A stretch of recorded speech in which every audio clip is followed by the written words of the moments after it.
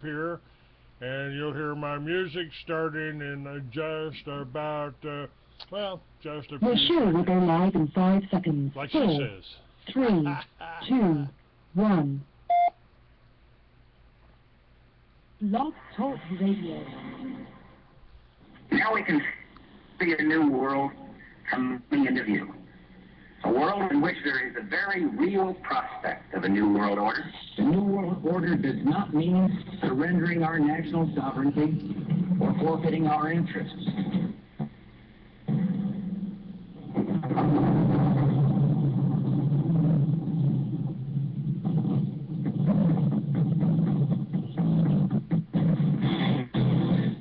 Each took an oath to defend the Constitution of the United States of America.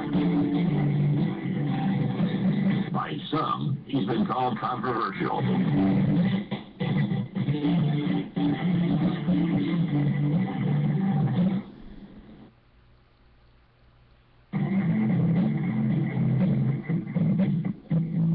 How can I convince you when your ears are still here? You turn your heart away from me each time that I draw near. Your eyes appeal to me when I say glance away in fear.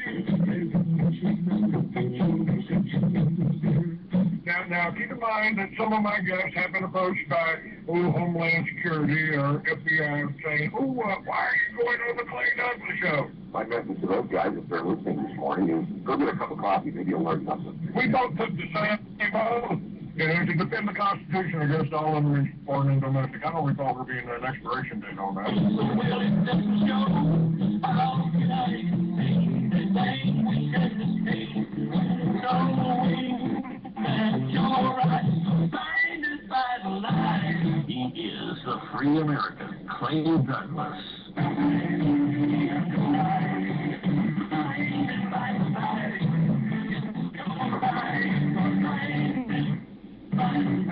Catch the Free American weekdays at 7 a.m. Pacific, 10 a.m. Eastern. Every time I think about it, down it's just and done. The anger wells inside me till I'm almost overcome. I want to tear the room down, but the sky is not reflecting where you For the podcast and more details, visit www.freeamericans.com or catch the podcast by phone by calling 832-999-8621.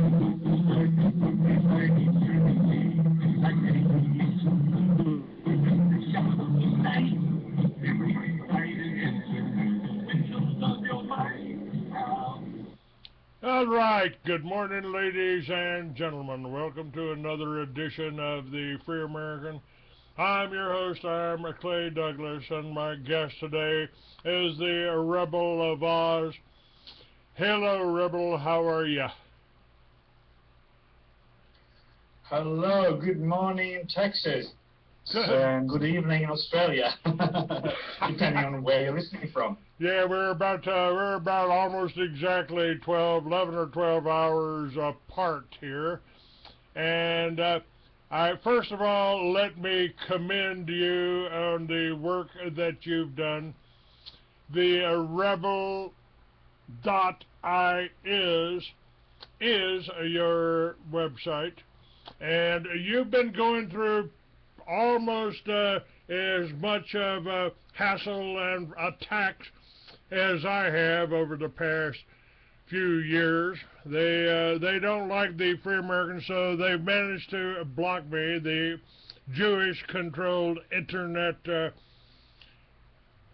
companies have managed to block me in libraries and major corporations like Intel or Intuit, or even the Veterans Administration, which I've got the Veterans Administration Hospital near me, and I'm blocked there. They said somebody, I gave them my business card. They said, I couldn't go there.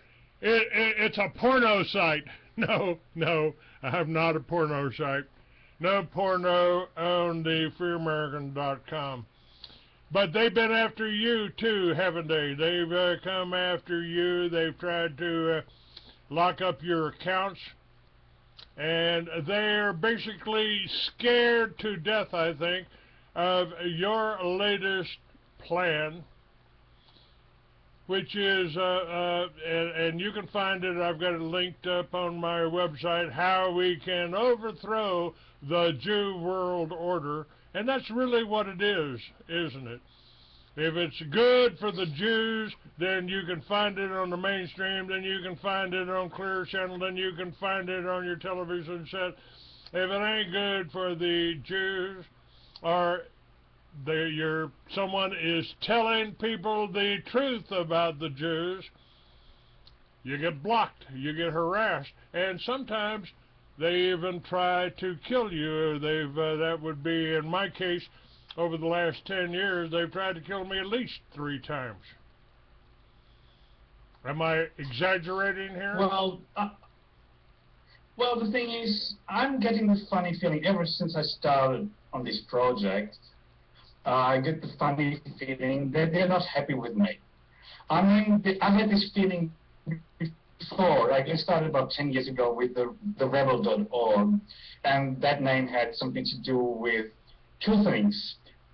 First of all, I've been a rebel my entire life. Like, from when I was a teenager, I refused to join the military, like the conscription, because I didn't want these corrupt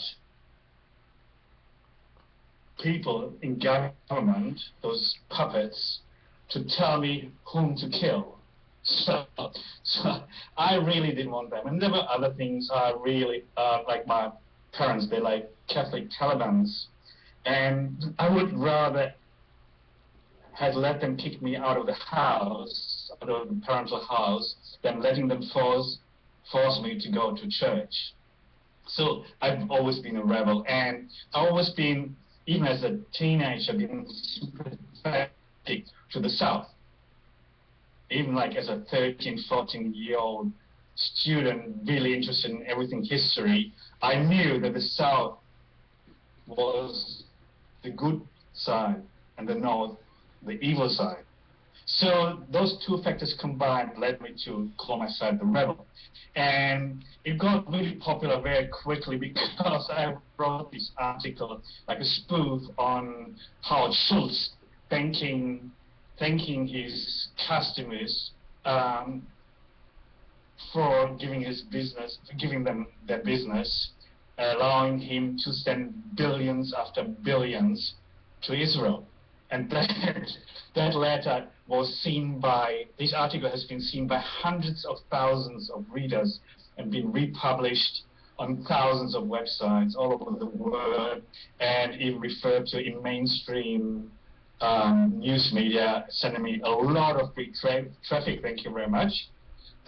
But with the result that the usual suspects came after me very quickly, made the PayPals and all the other online payment companies cancel my online payment accounts, and attacked my website.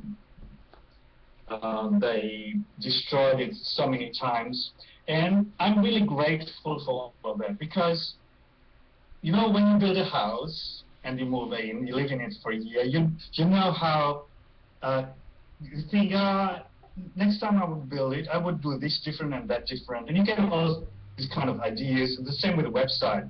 You have all those ideas how you could make it better, and technology changes, there are more things you can do, but it's very hard to do this on a production side. So every time those friendly chosen eyes help me out by basically wiping my website, I seized the opportunity to make a bigger and better site, and that made the Rebel the site it is today. So if you look at it and compare it to other sites, it's fairly decent, looks almost mainstream, and like professionally and everything. And it wouldn't be like that if it wasn't for our friendly helpers. Sorry, I call them Satan's little helpers. But that's just a side issue. Really, with the project I'm on now, they're really shitting themselves in their kosher pants. that's just a day or two after I wrote the first blog about it, I had problems getting onto my own website. I had problems receiving emails. I mean, I've got a database of subscribers for my daily newsletters of about 5,000 people, and not even 30 or 40 people actually receive those emails with those newsletters. Whereas before it was probably 1,000, 1,500 people who were actually opening the links, the emails, and looking at the articles. So that's no longer happening. They've taken my site down. Even like a friend of mine, John Nugent, when he tried to republish one of my articles, they deleted the article right in front of his eyes. So they don't let me publish any articles on my own site. So I actually have to remote control into other activists' PCs using TeamViewer and publish my articles on my site via their computer. So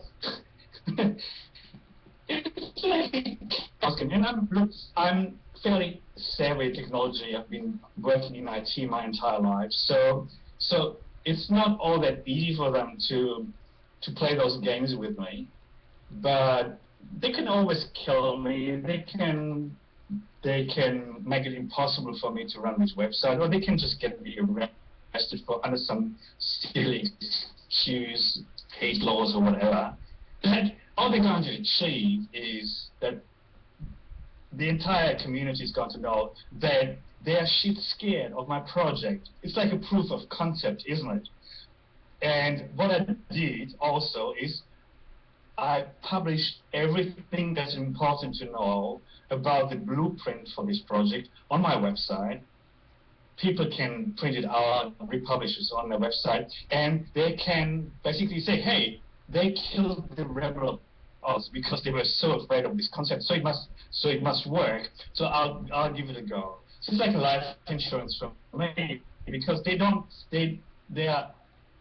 no advantage for them to kill me or to arrest me or destroy my website or basically financially make it impossible for me to run my website, because it will only encourage other people to use my blueprint and give it a go.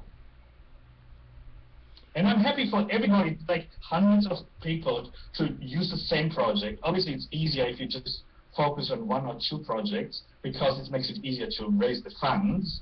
But if I'm taking out, and I don't see myself as irreplaceable, somebody else can take over and run the whole thing instead. And I've got friends who have all the login details for my server, not just for the content management system, but also for the control panel, for everything that you need to know to manage the website. And they can keep running my site. I've got lots of experience in risk management. I mean, I've got an MBA. I've got one of the best universities in the world, like business schools. I've got Bachelor of Commerce. I've got engineering bachelor in information technology. So it's not easy to mess with me. Well, you've done a good job, and you've got great writers that are writing for your site. But your latest plan, and I want to talk about that here. Well, let me share this with you, with our audience here. I have a dream. I'm going to skip over here what they've done to your, what they've tried to do to your money weaponizing project. They've tried to lock you out of your site, and that was the day when the hosting fees and related expenses came due. So it's only a matter of time, you say, maybe hours and a couple of days at the most, that your site might be suspended. Obviously, it hasn't been that hasn't been done yet, and hopefully with this broadcast and the links that we're putting up to each other's site, they won't be able to do that. But they are scared. They are scared. And they do come after. They have a history all the way back to my friend William Cooper, Bill Cooper. He wrote Behold a Pale Horse, and he told some stories of how the New World Order banksters were attacking people, killing people, and we were just putting our thing together. We were going to combine my Free American magazine and his Veritas magazine. We were just a few miles apart, so we had made a decision to work together, and they killed him. I want to share what you wrote and what I've got connected to the website, so anybody can go and read this and copy it and share it. You say, I have a dream. I have a dream of heaven on earth, a world where there's no such thing as hunger or poverty, no war or revolution, in fact, no violence at all. In that vision of mine, there is no place for any evils like drug abuse, sex slavery, pedophilia, perverted art, exploitation, and abuse of any kind. People don't have to spend 95% of their life's income to pay for interest and taxes because they're both abolished, nor do they have to pay for energy because it's free. We will no longer be turned into zombies and made infertile with poison vaccines, air, food, water, and pharmaceuticals. Women will be able to stay at home and look after their children if they want to, because their husbands will make enough money to take care of all the bills, and nobody will dare to belittle women because they follow their instincts and their heart. Homosexuality will no longer be tolerated, while people will be free to live out their perversions in the privacy of their homes, provided they don't harm anyone else but themselves. Our children will certainly no longer be made to believe that it's normal for a man to stick his penis into another man's ass. Race mixing will neither be forbidden nor encouraged. The beauty of diversity lies in the differences. If you don't agree, go to a smorgasbord and load your plate with all your favorite foods and ask the kitchen to blend it together for you. Bon appetit. The products will be manufactured wherever the clients are. No more moving production to slave labor countries, only so the banksters make a few more bucks. The key to heaven on earth is a world without Jews. The big hurdle for the fulfillment of this dream are the Jews. Not only have they turned us into their virtual slaves by making us work 95% of our life to pay for Jewish bank interest, Jewish puppet government taxes, and for Jewish corporation-supplied energy, they control what we know, believe, and think, and have turned our parliaments into whorehouses with the legal fraternity into pimps. If you want to derail the Jew world order, we must attack them on all four fronts. It's an asymmetrical warfare, so you need to be smart. Jiu-jitsu shows us how to defeat a bigger, stronger opponent. The trick is to use the strength of the enemy and turn it against him. The biggest strength of the Jew is his money. As long as he sucks out 95% of our life's earnings through interest, energy, and tax, he can buy all the governments and armies, medias, schools, and universities of the world, plus politicians and judges too. So how do we defeat the Jews? The only way to defeat the Jews is by beating them at their own game. We can educate people as much as we want and maybe elect governments sympathetic to how we feel, and yet it won't make any difference because they can't do jack shit. As long as the Jews control the money, they can finance anything that's just good for the Jews. We need to weaponize money just like they do and finance things that are good for us too. In other words, bad for the Jews. I can think of thousands of projects such as developing cheap solar power,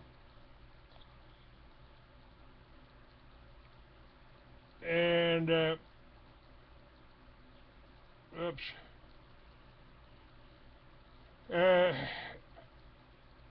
we can finance if you we can, well, there's thousands of projects such as developing a cheap solar power that help people get off the grid. Imagine how much money would remain in your pocket if you no longer had to pay for petrol, gas, and electricity. And this is something I've been talking about for months, possibly years. Rebel. This I came up with the plan for Liberty Villages, and I told people if you can grow your own food and provide your own power from the wind and the sun and everything God gave us, then you don't need the banksters and you don't need governments for nothing. If we can finance effective media employing investigative journalists to help make people more Jew aware, we can buy politicians, academics, radio and TV stations, develop permaculture, education centers, and distribution networks for teaching people how to grow healthy food and sell their surplus. We've done that. I've done that with the libertyvillages.org concept. Again, you got your backyard. Grow food instead of grass. You got the roof. Turn it into solar panels. Turn your roof into solar panels. And quit giving the electric companies $100 a month or more. We really have the answer. We have the answers. We have the Paul Pantones out there who will be on my show later. He developed the GEAT device. You can run a motor on 7-Up, Mountain Dew. You can run vehicles off of water. It ain't that hard. The U.S. Navy are running some of their ships off of the water they float on. But why isn't everybody doing that? You can put a little generator onto your wheels of your Tesla vehicle, an electric car, and you put a little generator, a little alternator on the wheels and power your whole vehicle. You can drive across the country without using a drop of Rockefeller's gasoline. So everything you're saying here is the only thing we need. All the thing we need is a bank. Go ahead, sorry. It goes much further than that. There is technology where you can create electricity through see-through glass. So you can have windows in a building or in a car that take over, that basically produce enough electricity to run the entire building and to run the entire car. The only reason why this is not happening already is because the Jew banks won't finance the development, like the production and the development of the product, so it can go into mass production.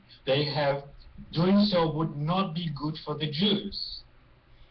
So they won't do it. So we need a Goyim bank, or a rebel bank, or a Jew-free bank, whatever you want to call it. Now, I'm not publishing the real name I've planned for my project, because I don't want to give the enemy an opportunity to make it impossible for me to use that name, because they could just quickly register companies left, right, and center all over the world, so that I can't use it. And I've registered the domain name already, but so they can't take that away from me. But I'm not ready yet to register the businesses, because to register a bank, you need a fair bit of money. Like in most countries, it's anything between $100 and $200 million. I mean, in the US, it's cheap. I think you need 200,000, but that's obviously not enough to start a bank, like economically, commercially. So you need something at least like $200 million. And I've developed a plan, believe it or not, where we can raise 250 or 240 million US dollars in 14 weeks. Sorry, in 28 weeks. So that's about 7 months. 240 million US dollars in under 7 months. And no wonder the enemy is shit scared. And you know what? We here in the United States, we had the ability to do this. Matter of fact, I've seen a $20 bill that had hemp fields on the back of it. And then, of course, the Jews and their lawmakers and their newspapers, William Randolph Hearst, demonized hemp, turned it into marijuana, and took away our #1 cash crop. It was hemp fields were featured on the back of a $20 bill. And I've tried to point out to people, by simply calling it marijuana, they managed to steal our #1 cash crop. If our money and our Constitution were all printed on hemp paper at one time in the history of this country. Well, imagine if you have a bank that finances media and research that basically educate the population and lobby the whores in Washington and London and wherever, so that they cannot play those games with us. It's really the most powerful weapon of the Jews. And of course, interest is bad, and the whole economic model with fractional reserve banking and all this, it sucks in a big way. But we cannot change it as long as the Jews are in power, and they're going to be in power for as long as they are the sole owners of this weapon of mass destruction, which is the banks.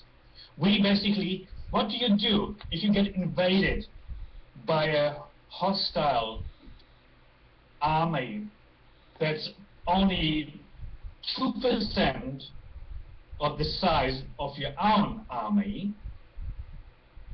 but they have superior weapons, so that your defense stands no chance.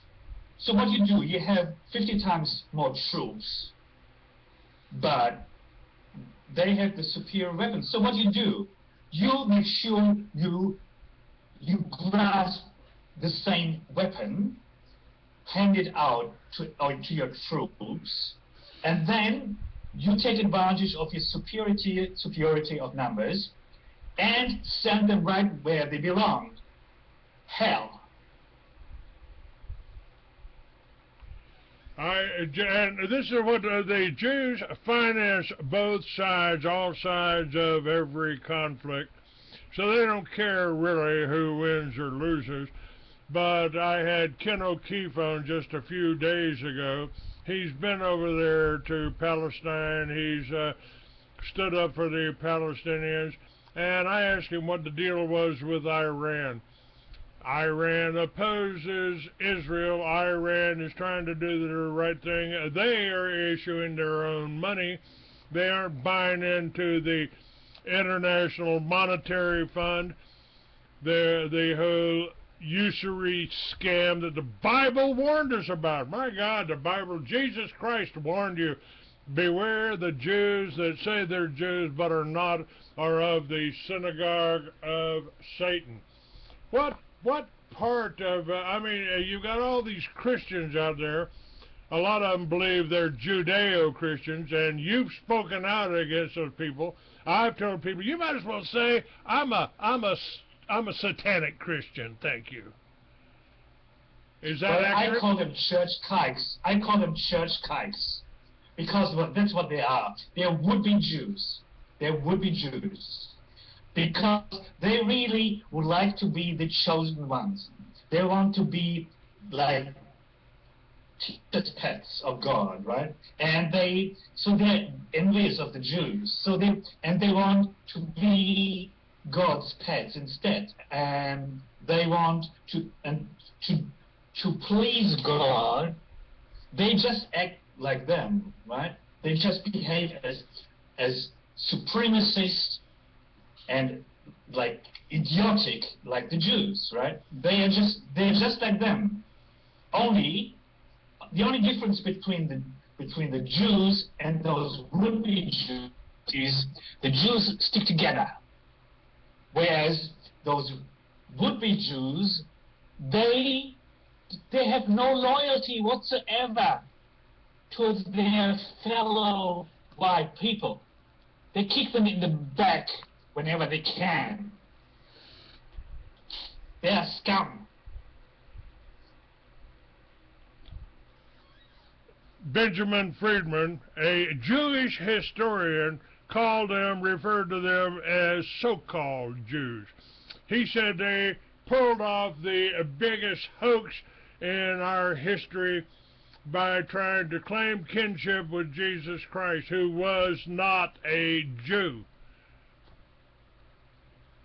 Well, in my opinion, obviously there are people saying Jesus was just fiction. He was just a Roman psyops to pacify the zealots. The zealots, had chosen their Messiah like a military leader, and they basically causing the Romans all sorts of trouble at the time when they were busy having a civil war about who's going to follow Augustus as the emperor. So those zealots were difficult. The Romans basically thought maybe if we made those Jews believe that the Messiah had already been there, and he was actually not a military kind of a person, but more like pacifist, and told his followers to love the enemy. Who's the enemy? The Romans and the Greeks, right? And to hold the other cheek instead of taking revenge and fighting back. And of course, last but not least, pay the tax. Now, these are all things a Roman emperor would love the Jews to believe, right? So, but look, I don't want even to go in there much further. Whether Jesus was real or just the fiction like Santa Claus or the Tooth Fairy, that's a different issue altogether. I'm here to talk to you about a project that can free us from Jewish world domination, Jewish world order. It's the one opportunity in our lifetime to beat them. They know it, that's why they're so scared. We can beat them. I can raise $240 million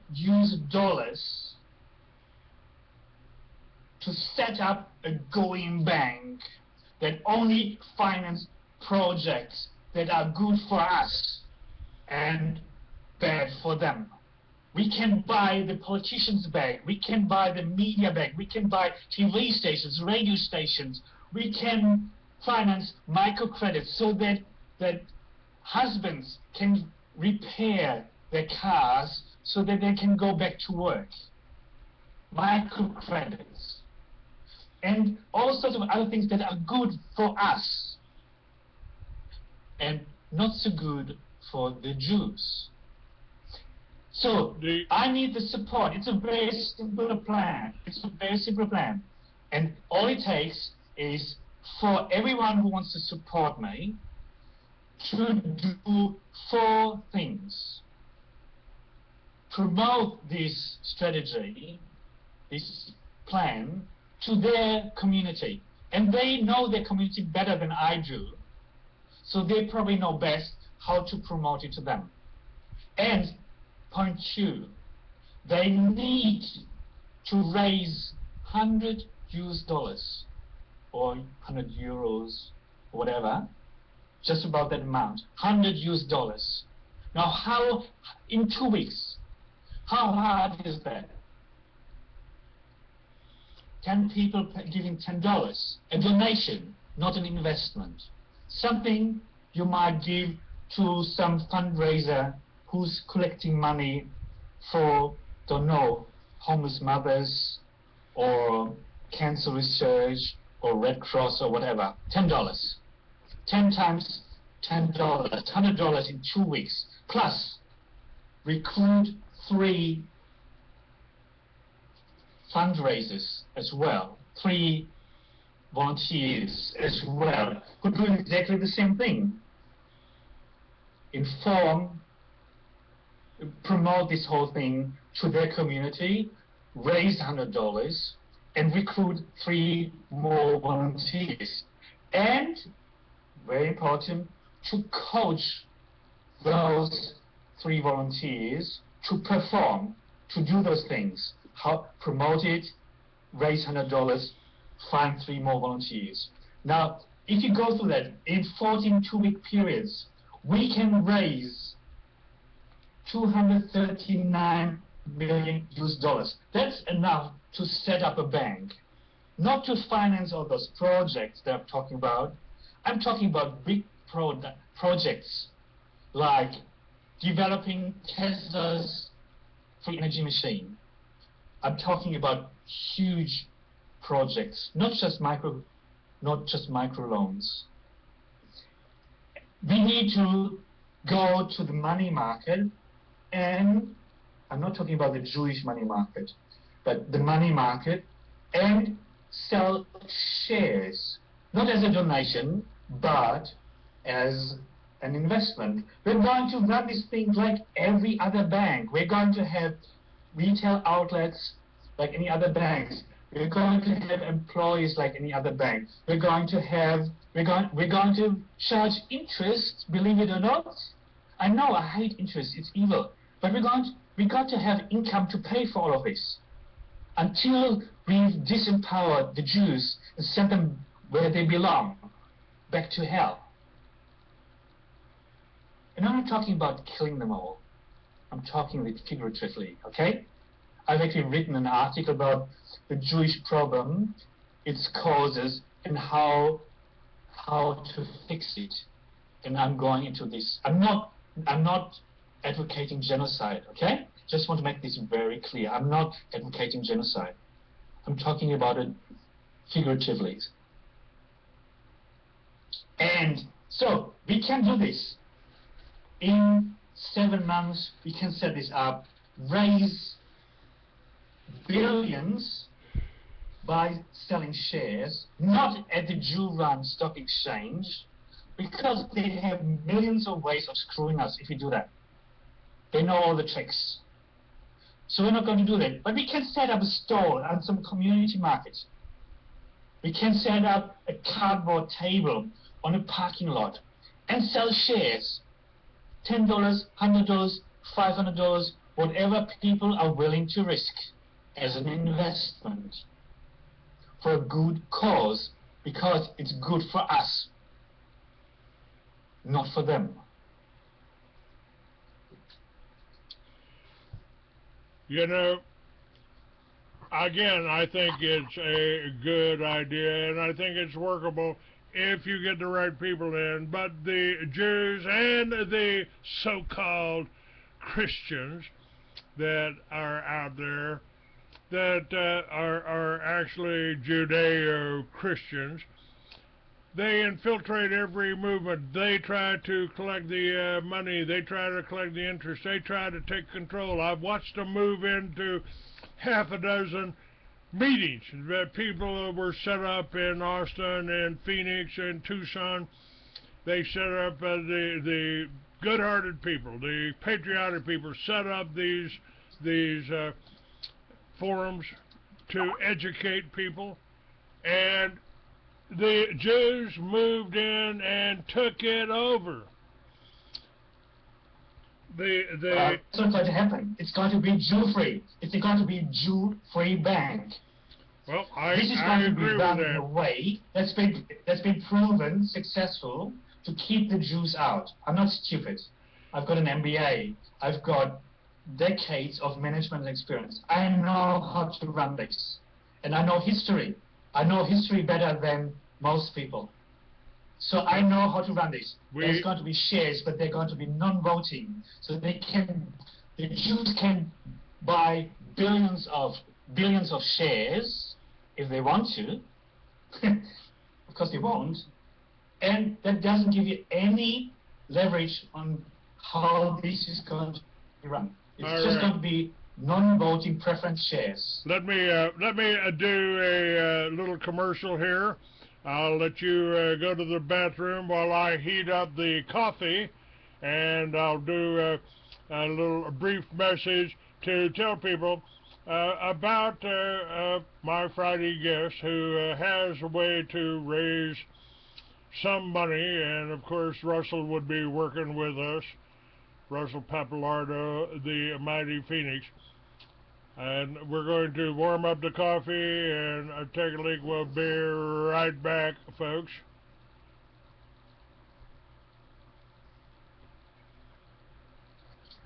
Hello, friends. This is RJ, the mighty Phoenix. Friends, if you're a business owner and need capital to sustain or accentuate your business, and if you've been in business for 2 years or more,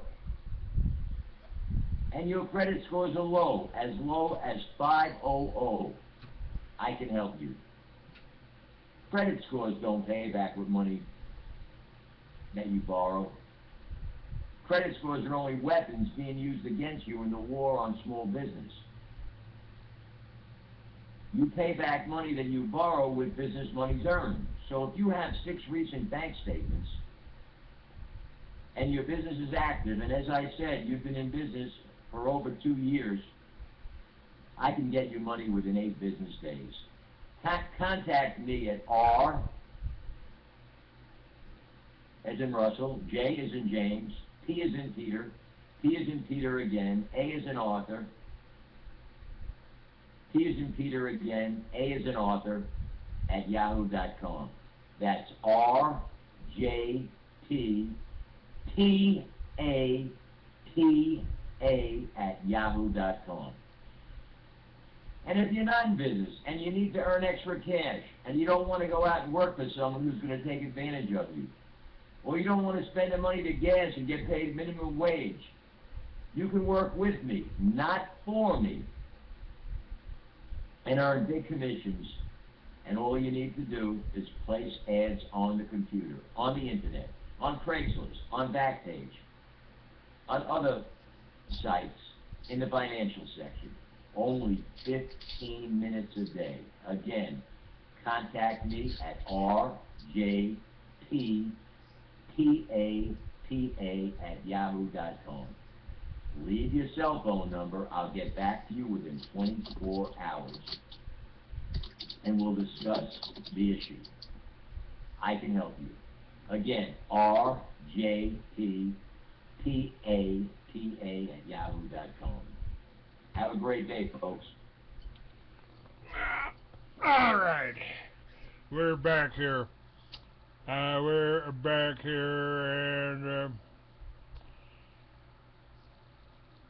nothing happening I'm in back the too. chat room. All right. The Rebel of Oz. Can you hear me? The Rebel of Oz is my guest today. And if you go to my website under his name, you'll be able to see the Rebel site and read about how to defeat the Jews. Now, I believe this could be done, and we've had people that have tried, got a lot of money. The ambassador, Leo Awanta,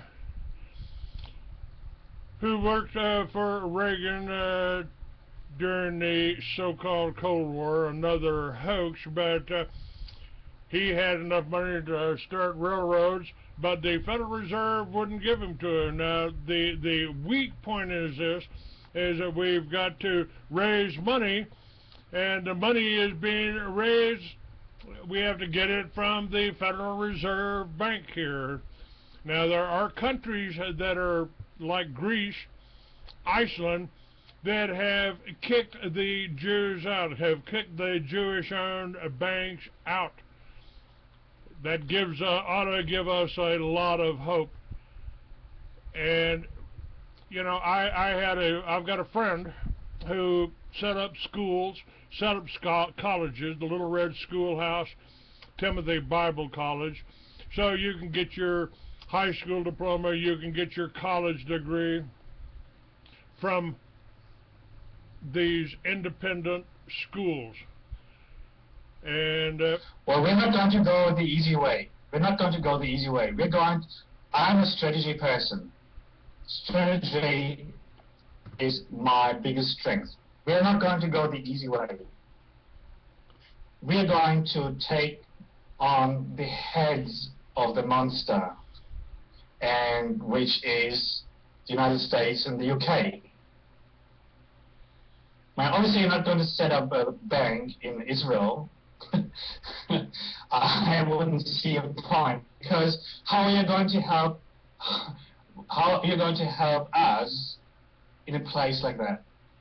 So really, we have to work in those countries where we can make the most difference by basically taking control over the government, overthrow Jewish rule. And if America and England fall, the rest of the world will fall like domino stones. So there is no easy way. We just have to take on the monster where it hurts the most. What about Iceland? They have kicked the Jews out. What about Greece? They are standing up to them right now. I mean, can we work with these countries that have already done this? And here in this country, we've got some Indian-owned banks, some I should say indigenous Americans that have set up banks, independent banks. Can we reach out to them and work with these people that have already done something?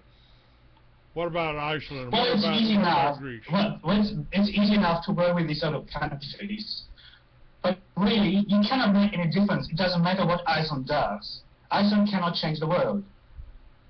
Iceland cannot change the world. Greece cannot change the world. It's pointless. We need to look at where are these biggest centers of power of the Jew.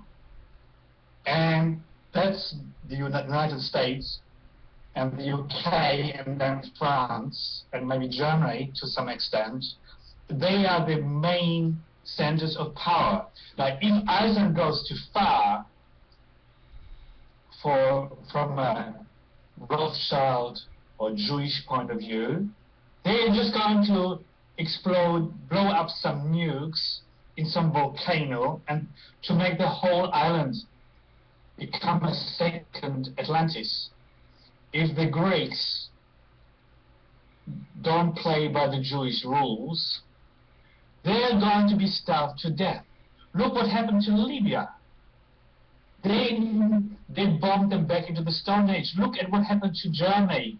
Winston Churchill himself admitted the only reason why he forced Hitler into a war was because Hitler cut out the city of London out of international money transfers by setting up barter deals with places like Romania and Mexico, exchanging German machines against grain and oil. And they got worried because it's one of their main income sources, international money transfers. They own it. So these are the sort of things we have to be worried about. So if as long as the Jews control the US and the UK with all the military strength and absolutely psychopathic elite, as long as they control those people with their military force, nothing can be done anywhere else in the world. You can... A friend of mine talked about setting up communities in some small population country and making a lot of babies and teaching them the right values and then over maybe 30, 60 years, voting themselves into power. And guess what? What you do if you're on the government of Cyprus, for example, they're just going to blow up some tidal wave and flatten the whole island in a tsunami, like what they did in Japan or in Southeast Asia on Christmas Day.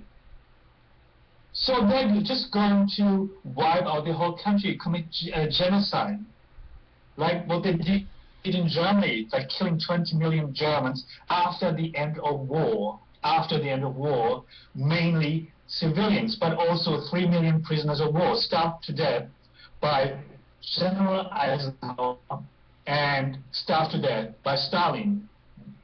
1.5 million German prisoners of war each starved to death deliberately, systematically. That's the sort of things that are going to happen if you attack at the wrong end. If you fight a monster, you don't just cut off its tail. You have to take it head on. The head of the monster, it's actually two heads, is the United States and the UK. And of course, to some extent, Israel. It's kind of hard to tell. Do we control Israel, or does Israel control us? It's no, that's it. And it really doesn't matter if both sides are evil. Yeah. Basically, the way I see it is, they are all owned and controlled by the same filth. Those 12 intermarried, interbreeding crime families with the Saxon-Anhalts or Windsors and the Rothschilds at the top. They own the world, those 12 families. And they own America, they own the UK, they own Israel. Israel is just for them like a platform where they can do anything they like. Whereas in the UK and US, there are some goyim that they have pay attention to and can't push it too far because they rely on the goyim to cooperate.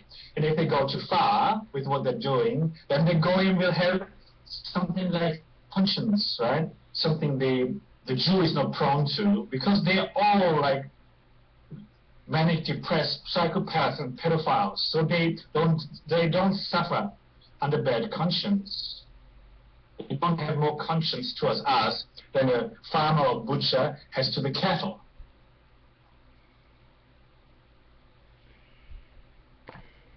It's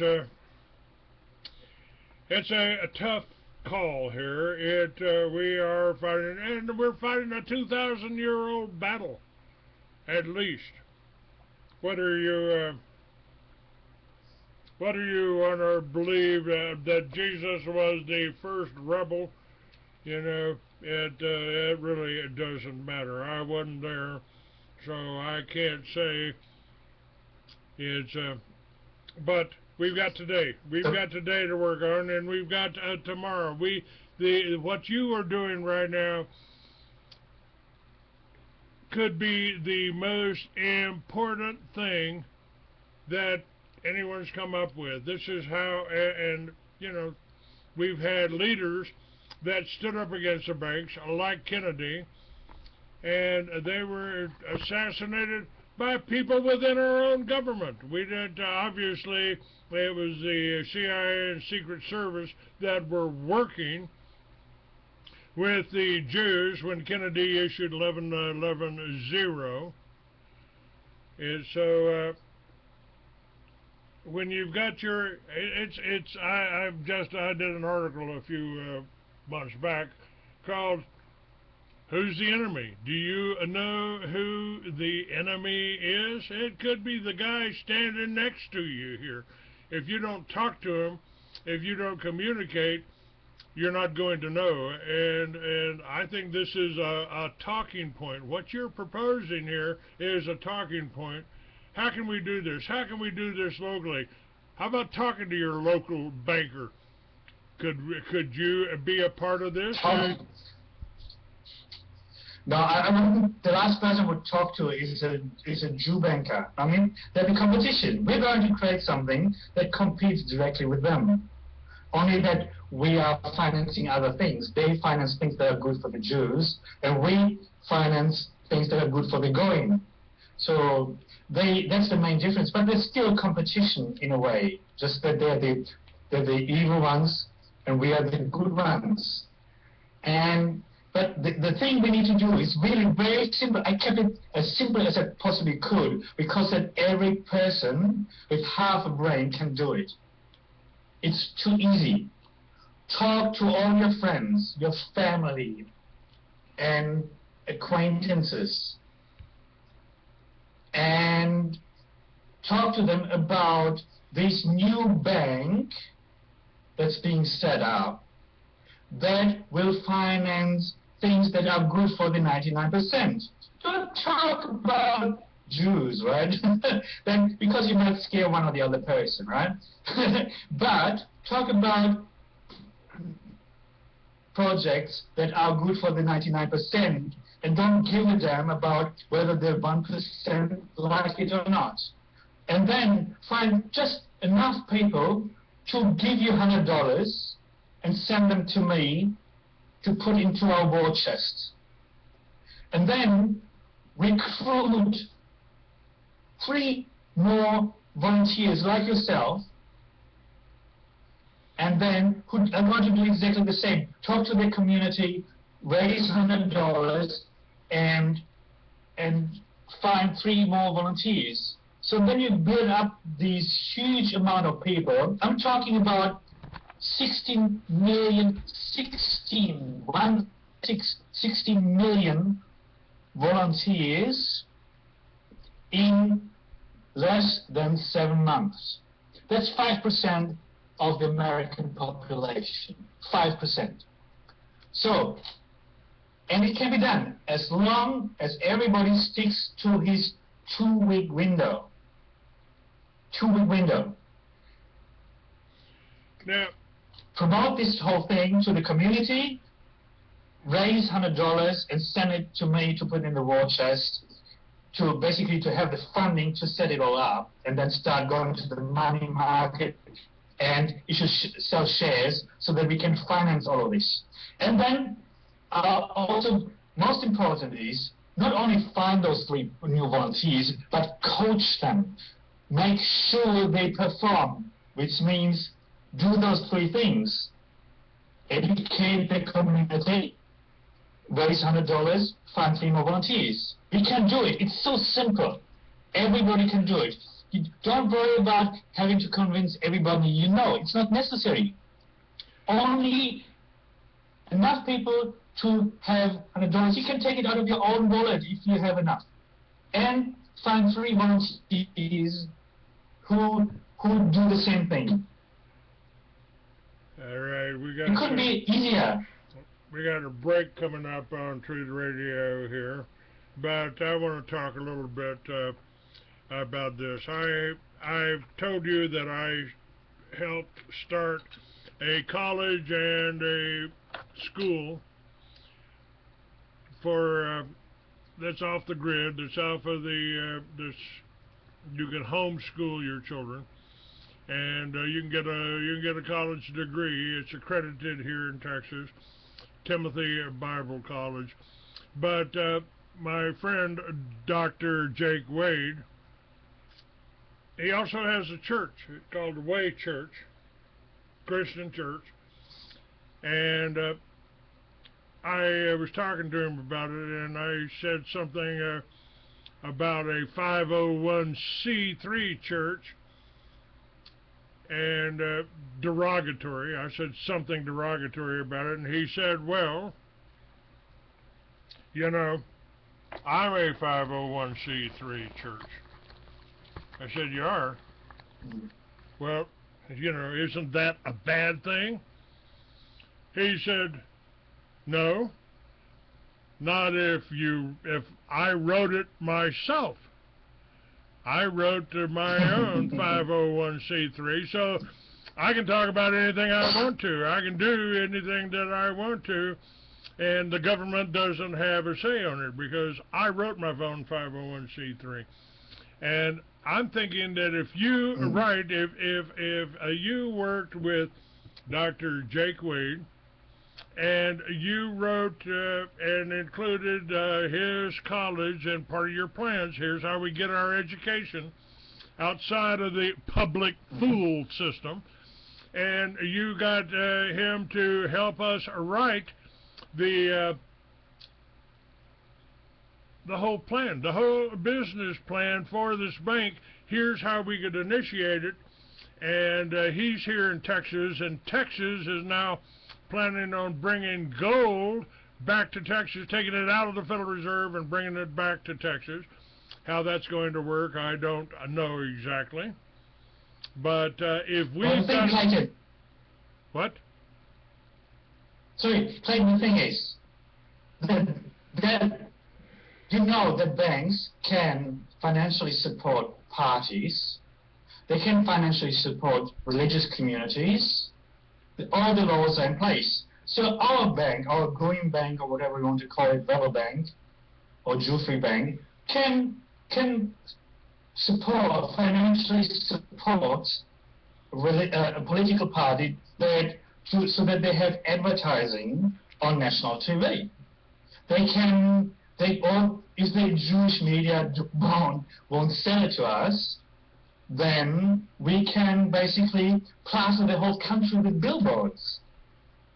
A bank can do that because they make a copious amount of money. Because through usury, right? So, well, it's a weapon of mass destruction.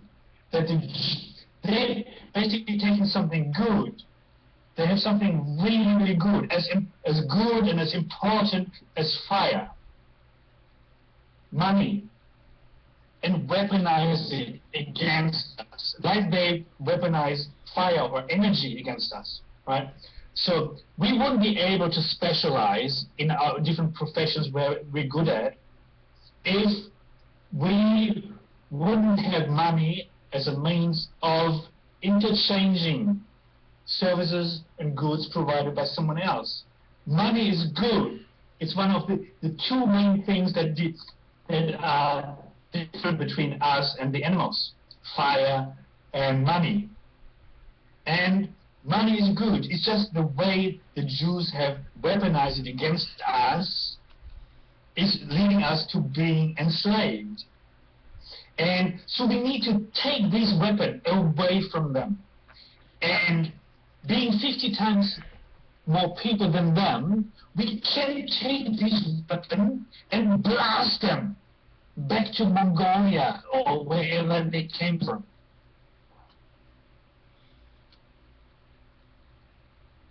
We still have to have the plan. Now, you may be totally capable of writing the plan. Before I put any money into a bank, before I suggest that anybody put money into a bank, I want to know who's running the bank, I want to know how it's going to be structured, and I want to know what safeguards have been set up to keep the Jews from infiltrating and or stealing the money that we raise. We've got to basically set up the protection for not only ourselves but for everybody that's putting their faith and their trust in us. And all of this will be done, of course. There will be complete 100% transparency for everything. 100% transparency, more transparency than you have seen in any bank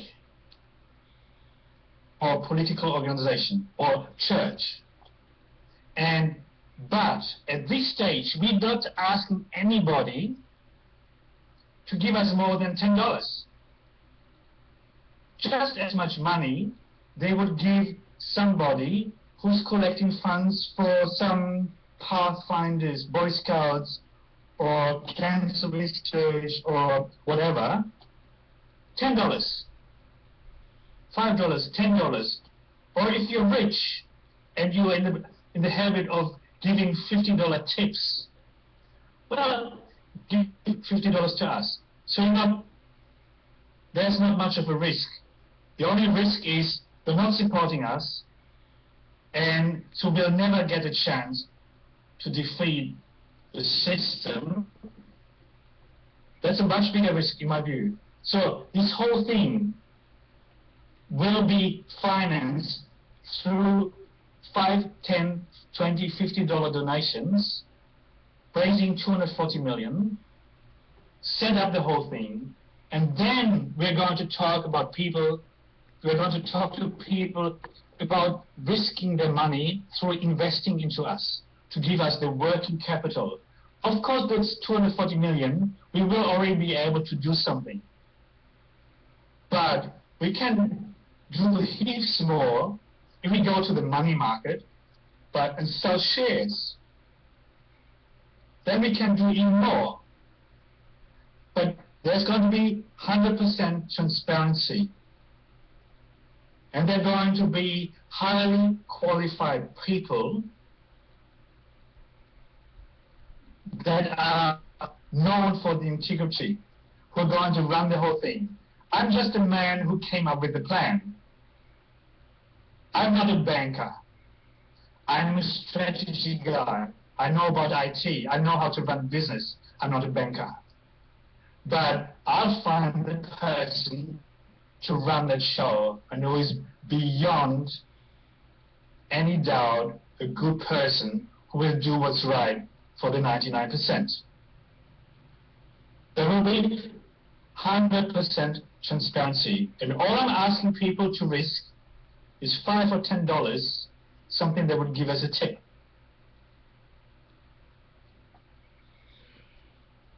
Well, I haven't had too much luck raising $5 or $10 myself for magazines or for books or for just this radio show, so I'm probably not the one to ask. But we're still working on it. We're still working on it, and we do get some donations now and then. I think your idea is good, and I think if you contacted Dr. Jake Wade, and he would help you write the paperwork that you need to raise more money, to get more money. Somehow we've got to learn to work together without the Jews. But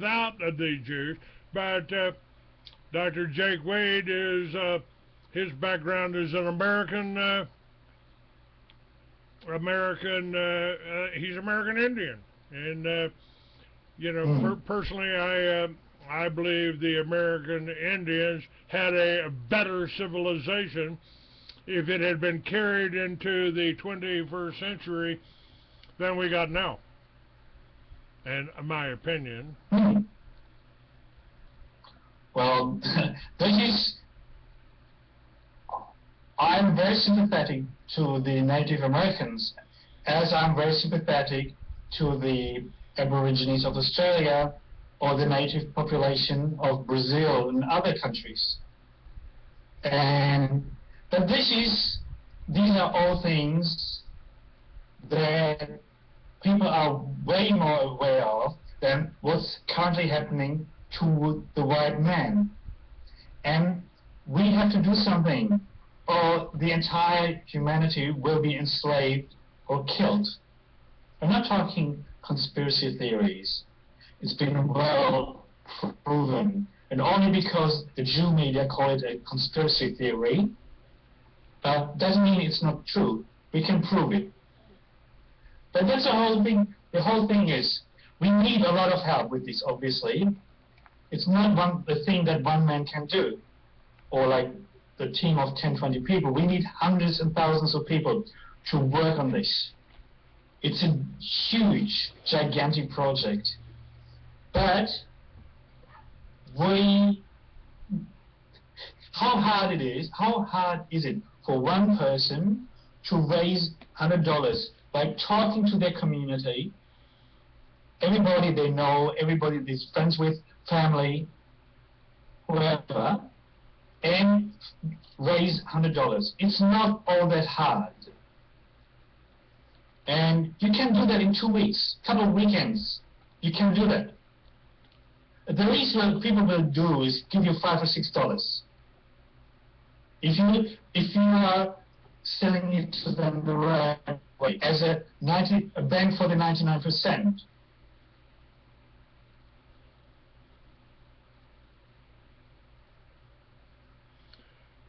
Well, it is there any banks that are operating in this country right now that you would work with, or anywhere in the world for that matter? You know, we've talked about free energy. You mentioned free energy. I spoke to I had a guest on that could build a over Unity device, but he said, I said, when can I get one? When can I see one? He said, you can't. I can't build it here. If I tried to build it here, they would kill me. And, you know, he's right. Anybody that's built a car that runs on water, they've murdered. They killed. He was going to try to build it in Indonesia, a Muslim country. So even what they've told us about Muslims ain't right. Probably the Muslims got a thing against usury, so they don't have a central bank. It's you know, hard to tell who is telling you the truth over the internet, and the concept. Well, the thing is, we've got to. Your concept run it like a war. We have to plan it like a war. It's a forefront war. It's a war on the money side, basically taking back the money sector. It's a war on the energy side, providing humanity with free energy, so that they have more money in their pocket at the end of the month. It's a war to take control over again what people know, what people think, what people believe, via media and education and all of this. And it's a war on the legal side, the creation of law and the legal fraternity, the court system, right? These are the areas: money, energy, law, and mind. We have to fight on those 4 fronts. And there's going to be, it's like in the military, you've got the Marine, you've got the Air Force, and you've got the ground troops, right? The Army. So we're going to have 4 areas to fight on. And then there'll be specialists who know what they're doing. And they're going to fight this war.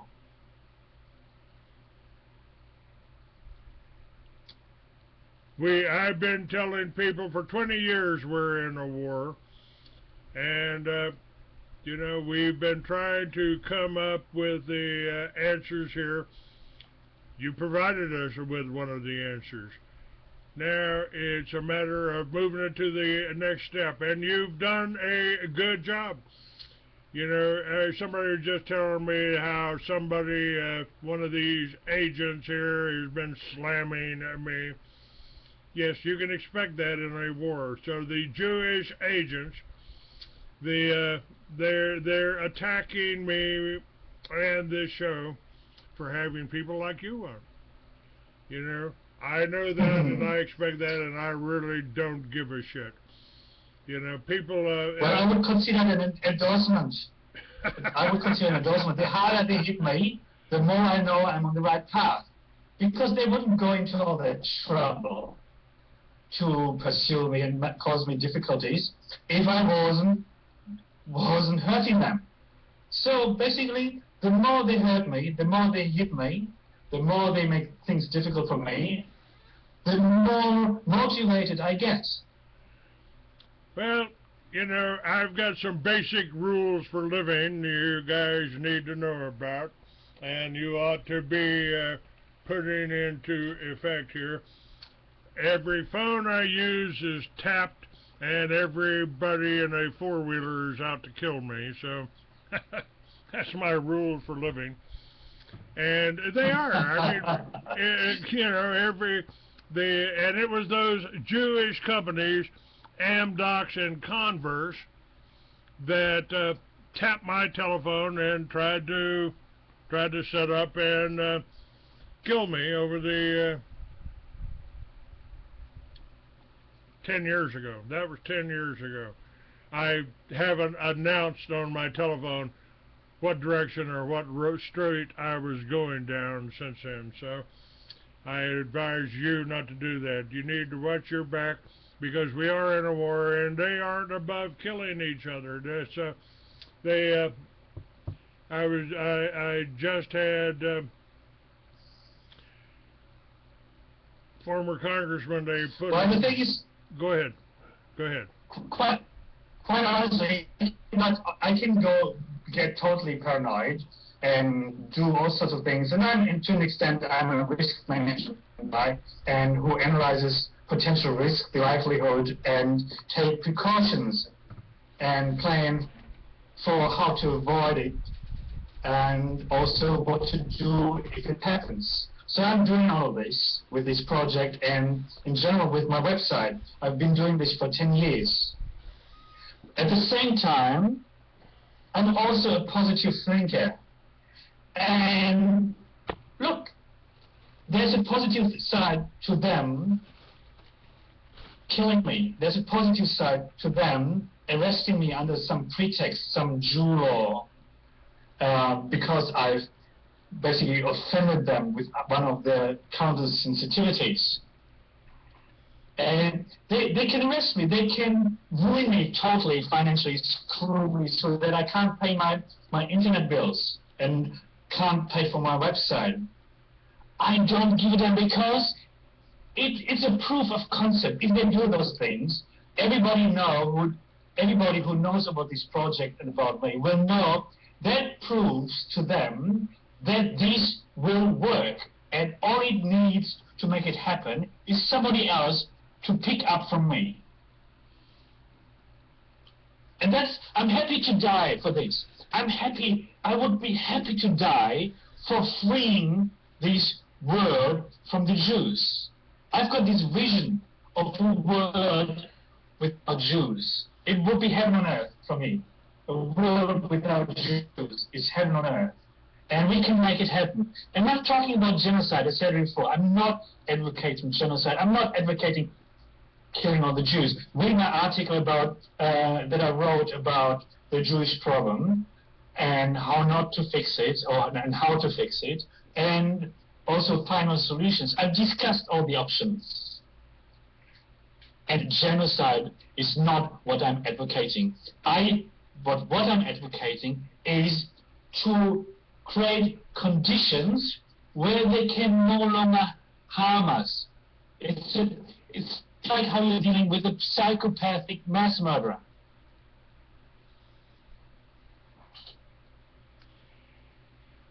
Well, you're right about the money, and you say here in your article that's linked on my site that that you can think of thousands of projects, such as developing these cheap solar power solutions, if you no longer had to pay for petrol, gas, and electricity. The gasoline is one of the main things. I watch the prices of gasoline go up 10, 20 cents, and I think, how much does that put in their pocket? How much does that put in their pocket? You talk about financing research to develop the Tesla free energy machine, cars that only run on free electricity, cancer treatments that actually work. I mean, they are trying to kill us, and I've been talking about that, and I'll talk about that more this next week. They are really, with the Monsantos and the pharmaceutical industries out there, all financed by the Jewish banks. They are trying to kill us. Yes, I'm also going to finance. Yeah, and I'm also going to finance investigative journalism and scientific research that puts those monsters into those high security facilities for the criminally insane. That would be a good start. That would be a good start, because they are criminals. You know, it's not the guy smoking a joint out there that is the criminal. All right, we got a little break here to on Truth Radio. We'll put you guys on hold on Truth Radio, and we're continuing with the show on Blog Talk. Let me check the chat room, see how we're doing in there. We've got a few people in the chat room.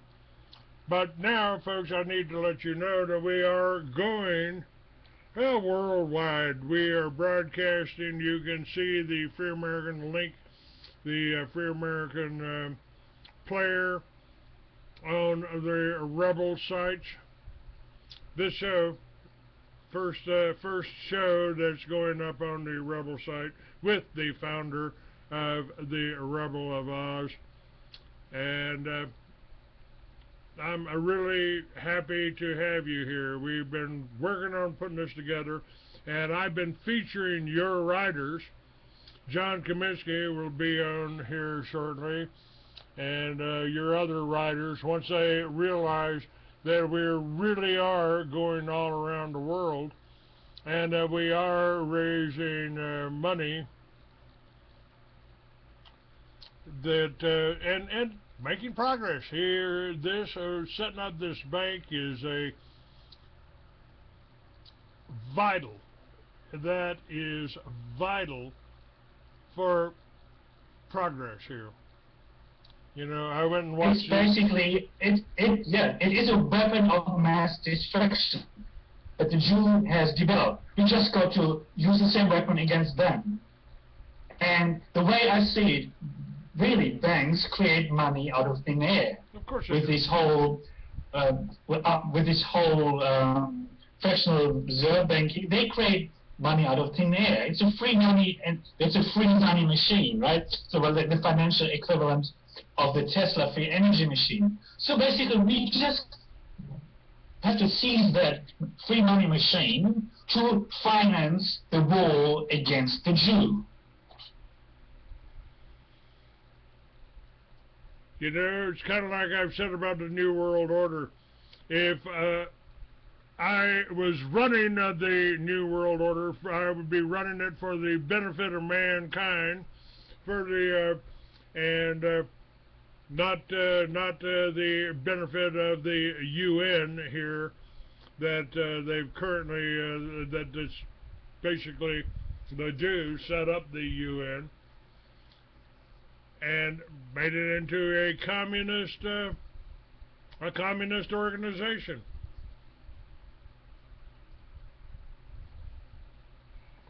We are taking it back. The thing is, it's this whole thing, communism versus fascism and whatever. I mean, all those political systems that enslave humanity one way or the other.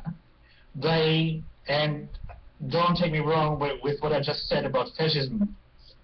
I don't believe one word of what those history books say that the Jews have written for us.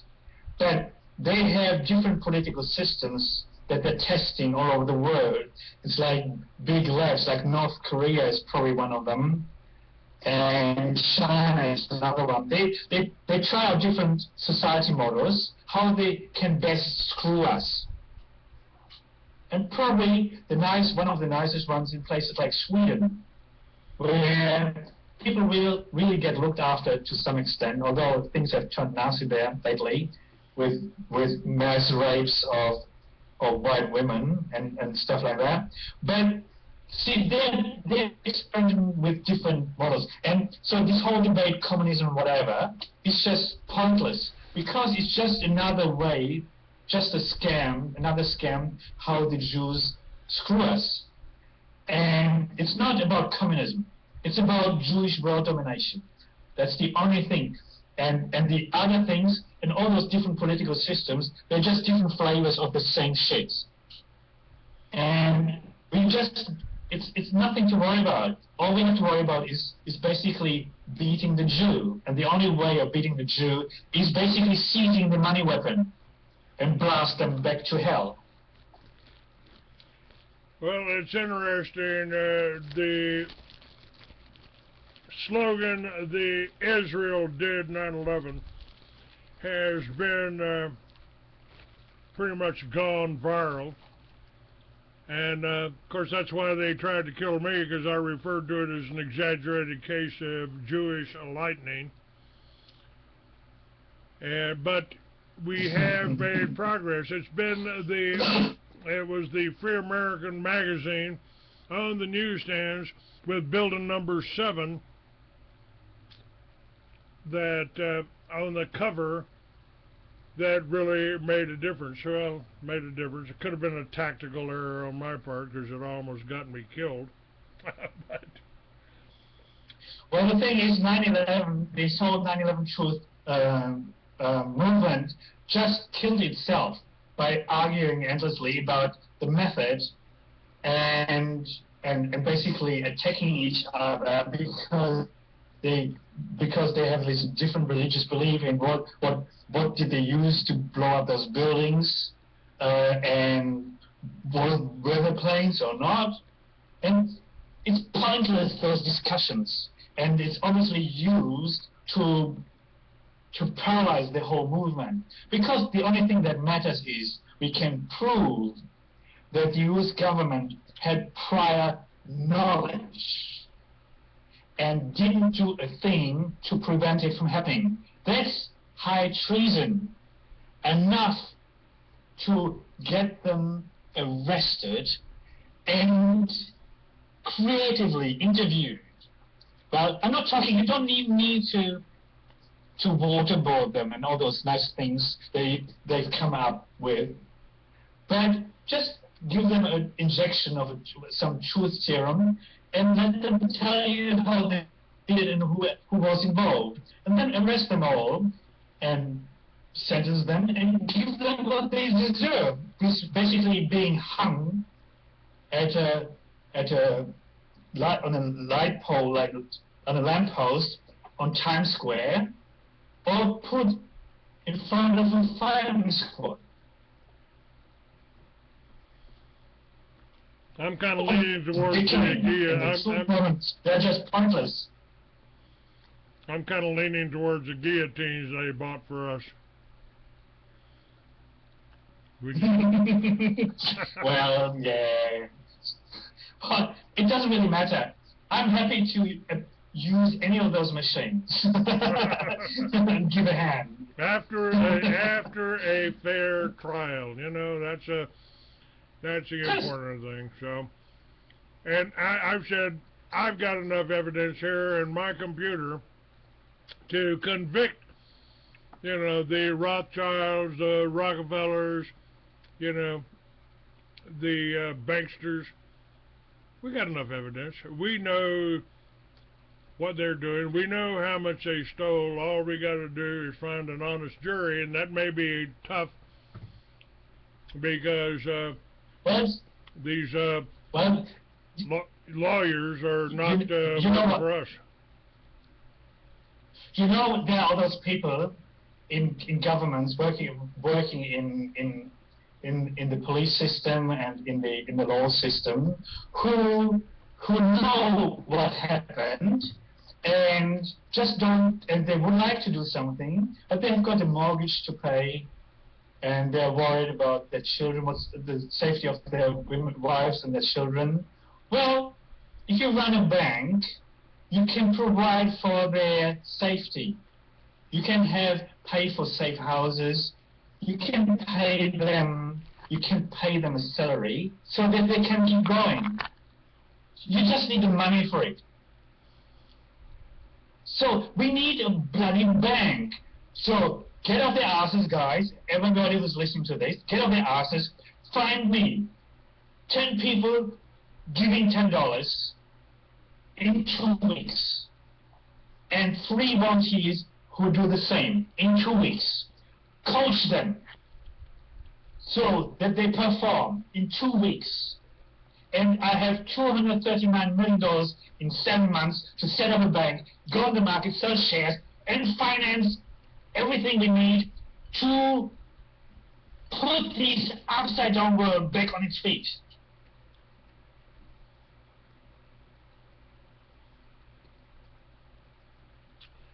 Well, we need everyone working together to accomplish this. And I've told people, if we don't work together, you know, you might as well figure you'll hang alone. Well, look at this video that I put in one of my articles about those buffaloes, a herd of buffaloes, taking on a lion that was preying on their babies.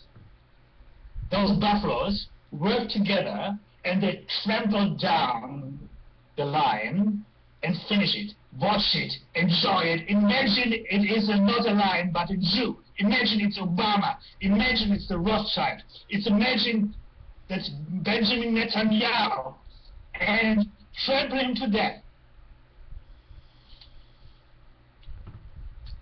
I'm going to, Rebel, I'm going to give you the next 10 or 15 minutes to present your case for this.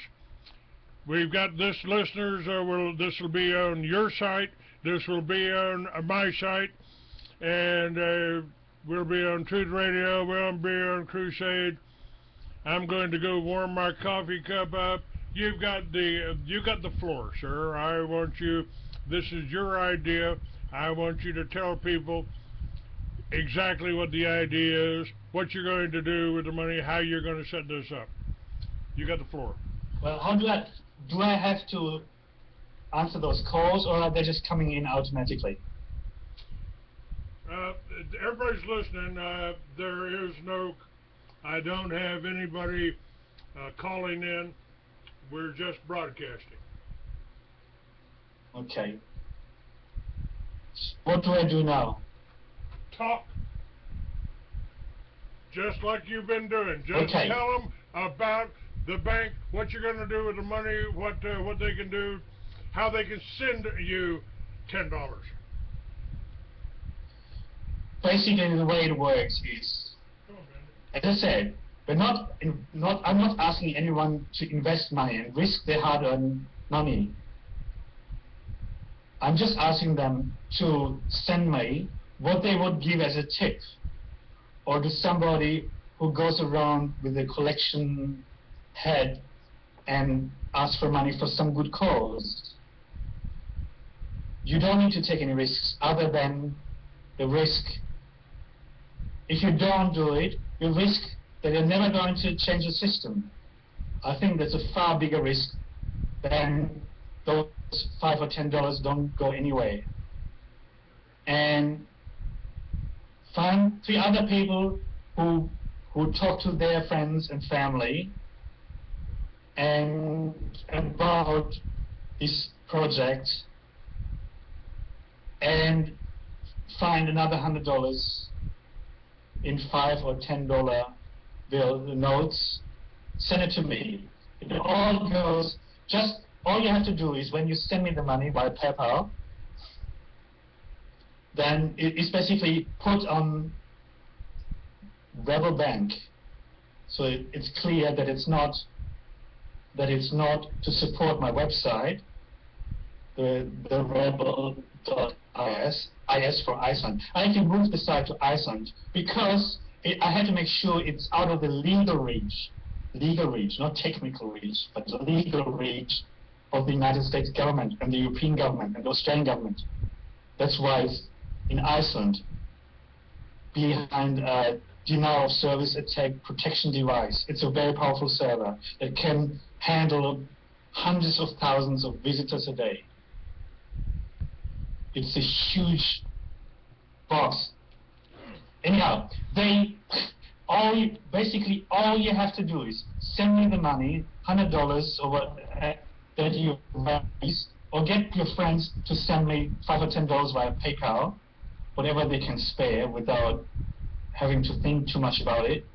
And then it goes into the kitty. It's going to go into a separate account, into the war chest.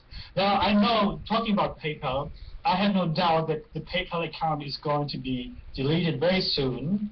They've done this to me already several times. But I've taken precautions. I have an alternative in place already, and I've got plans for what I'm going to do if that's going to be taken away from me too. So they can play this game with me. I've got a lot of practice playing this game.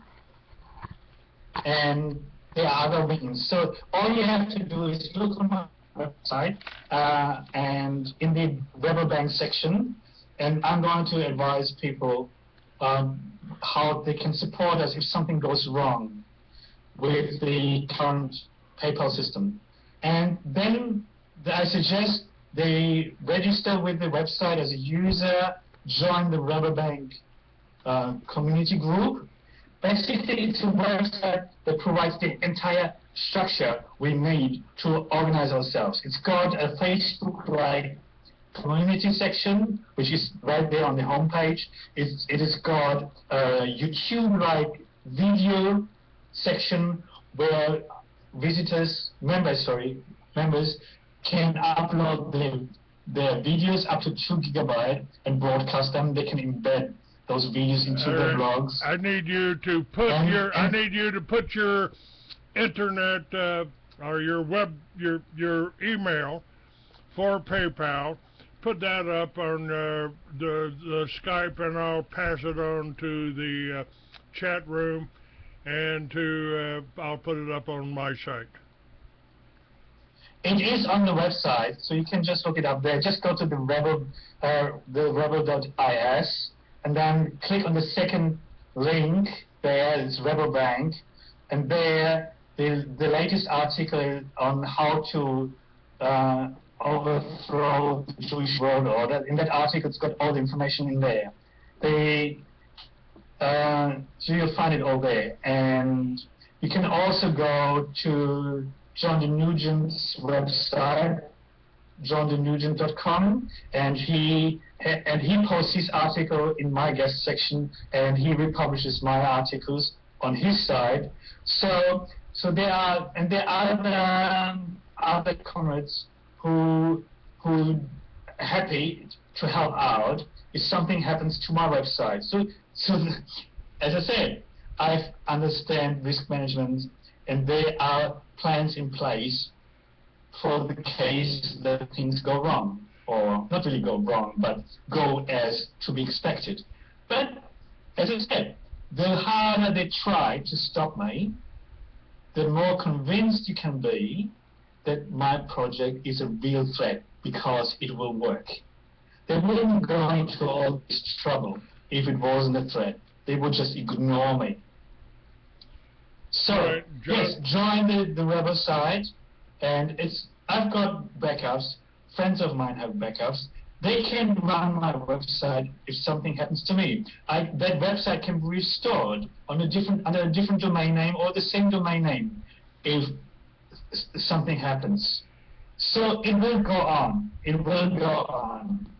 And just register as a user, join the Rebel Bank community group, and then basically stay in communication. There is a discussion forum, and there's also the blog, of course, and the Rebel Bank section, where basically can organize ourselves, educate ourselves, and work together as a united front against the common enemy, the Jew. All right, and we do have that. The donate button is right above the Clay Douglas Blog Talk Radio link. You've got the player up on your side. Your donate button is right above that on the right-hand side of the page. And John D. Nugent is a regular guest of mine. He wants to start a new religion. More power to him. since the old religions, Judeo-Christians, are part of the problem that we've got here. And this, I've got the link to how we can overthrow the Jew world order. That article there, I recommend everybody read. We are doing something, and we are. There are also a few links at the bottom of that article that gives basically additional information, and that's basically background information, and also explains a fair bit of my thinking and where I'm coming from with my plan. So it's about energy, the role of energy, the role of money as enslavement tools. The Jews, where the Jews have taken something that's good, energy and money, and turned it against us. We just have to do the same thing and use our numbers to defeat them and give them the treatment they deserve.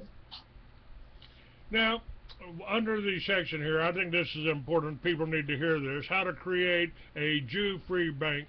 It's not all that difficult. All we need is to set up national banks.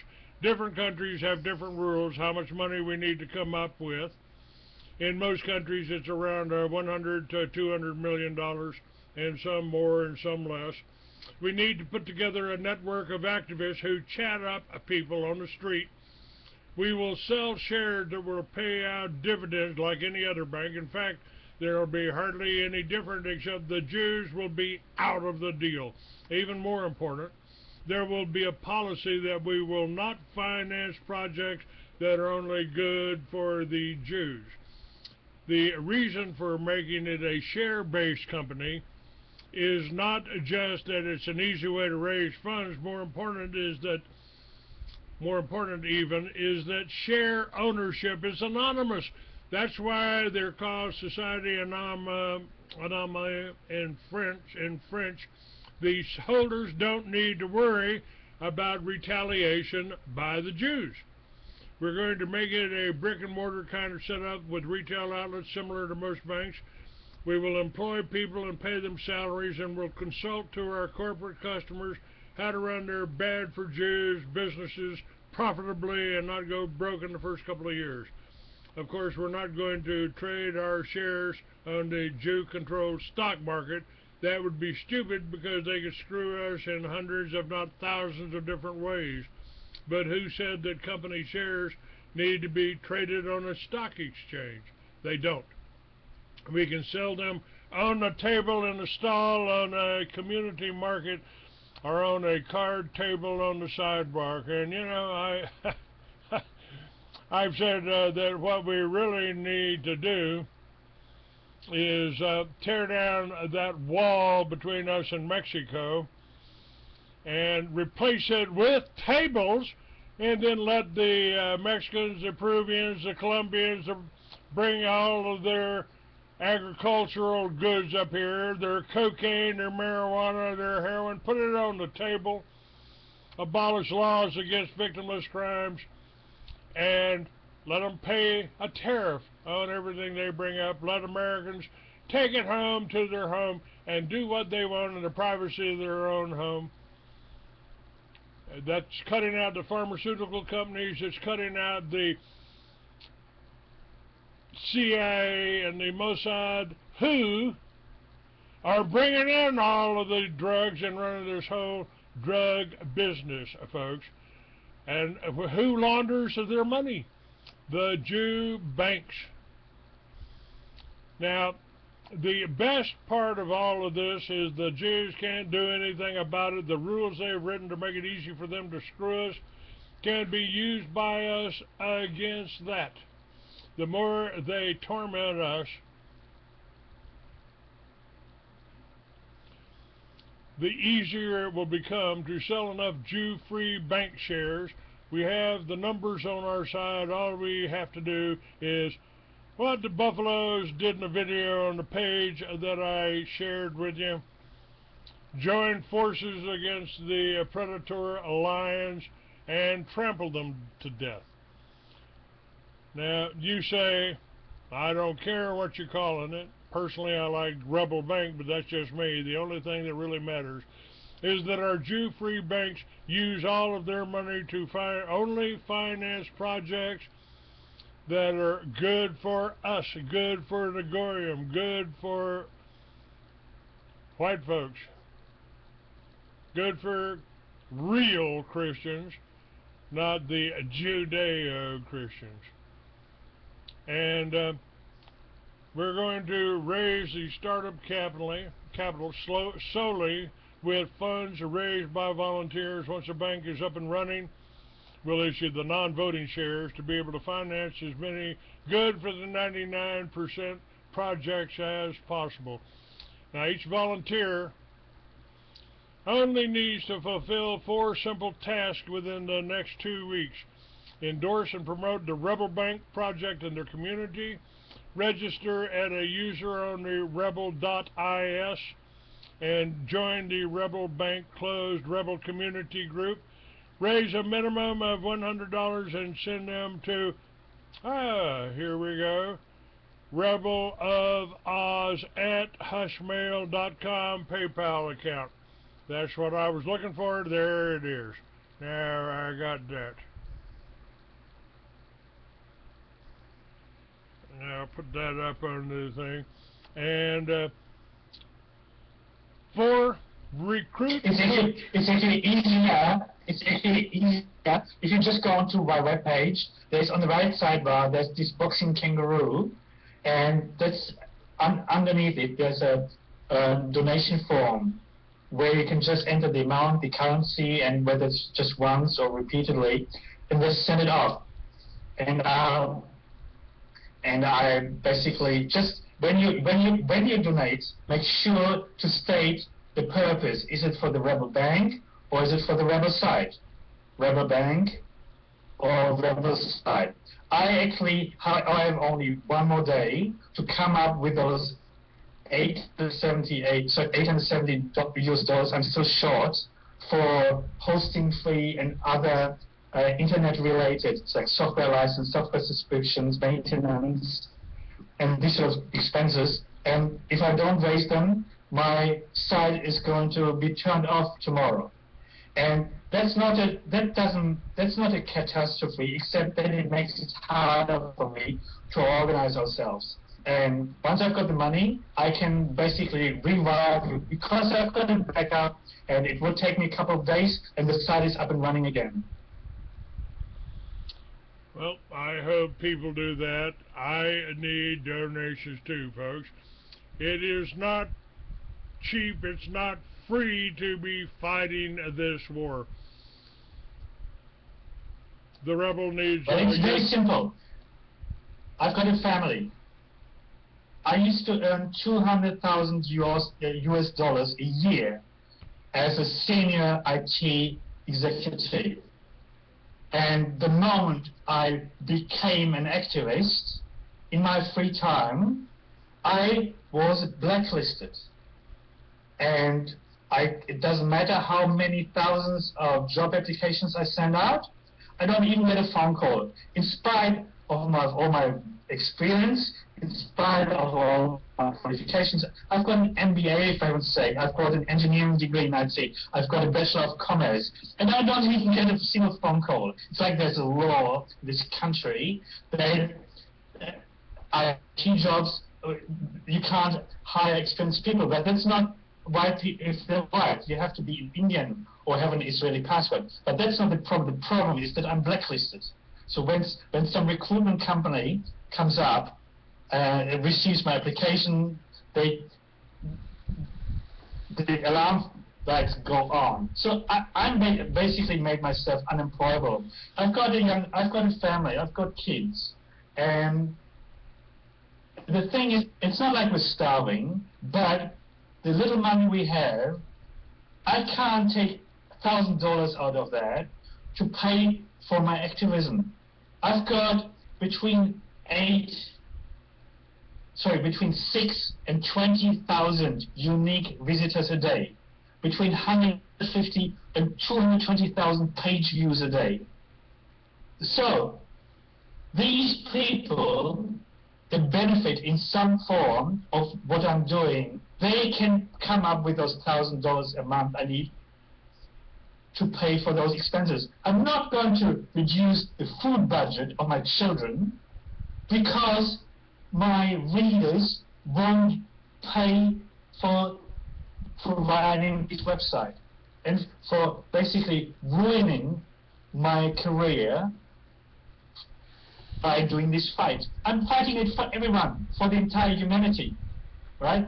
So, if they're not, I'm not going to deprive my family more than I already have by doing this. I'm not depriving them any further than that. So, it's my reader's choice. You know, that's exactly what's happened to me. I had my magazines in Barnes & Noble and Books A Million. I had advertisers all over the state of Arizona. And then suddenly, I didn't have any more advertisers. Suddenly, someone called every stockholder in a publicly traded company to put my magazine down. And that has to be the Jews, that has to be the ADL, that has to be Southern Poverty Law. They are financed to do that, to take out any opposition. That's what they've done to you. You know, I mean, exactly the same thing we're going to do.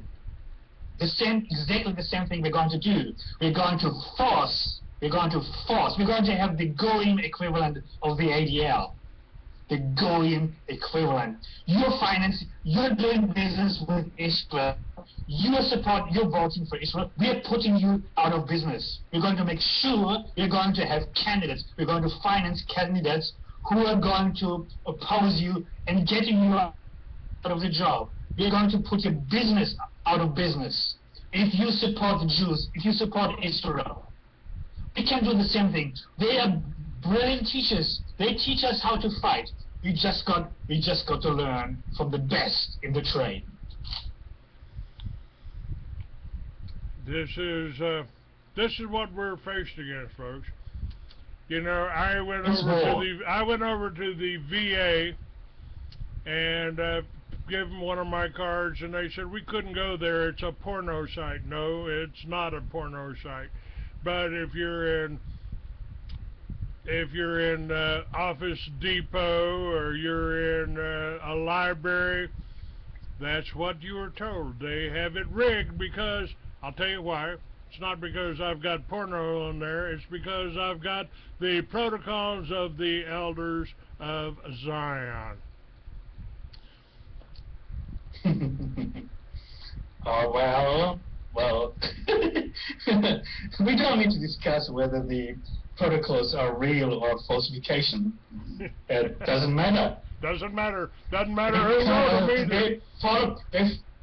Because they follow the blueprint, so either it's real, so they actually written this themselves, put it together themselves, and then somebody leaked it, or basically they lost it, or somebody who knew their plans wrote it the way they've planned. Somebody who knew intimately what the Jews are up to, basically just forged that document. But it's not really forgery, it's just the truth, just pretending to be written by the Jews when it's not. Doesn't matter. They followed that blueprint, so I don't care whether that was produced by some Russian Tsarist Secret Service officer or whether it's a genuine Jewish document. It doesn't matter at all. They're doing exactly what's written in there. That's right. I've told people I don't care if it was written by a bunch of aborigines sitting around a campfire in Africa. What matters is who is using that today, and it's the banksters, the Jewish, most of them Jewish, that are using that today. If that upsets you, Let's see, what part of tough shit don't you understand? Well, the more they get upset, the more I feel rewarded. It's like the ADL telling me, Rebel of ours, you did a brilliant job. Yeah, they've done a good job. They've done a good job of trying to demonize me. But guess what? I'm still here. I'm still alive, and I'm still kicking you trolls out of my chat room. How about that? Well, I've got a shoot at first sight policy with trolls on my side.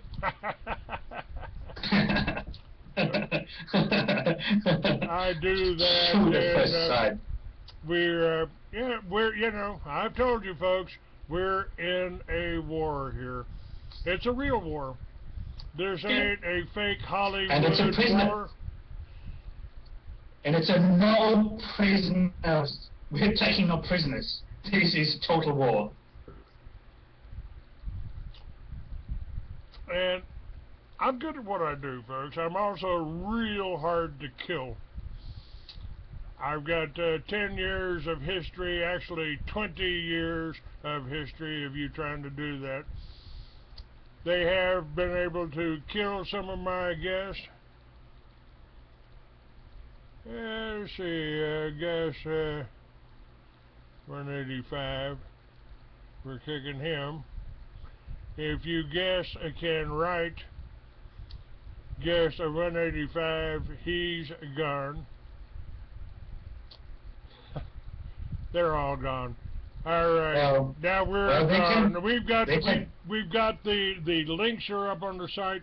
What we need you to do is tell your friends, tell your relatives, tell the world. Send them to Facebook, send them to freeamerican.com, send them to the rebel.is. We've got you can even link and get the players, put it on your site.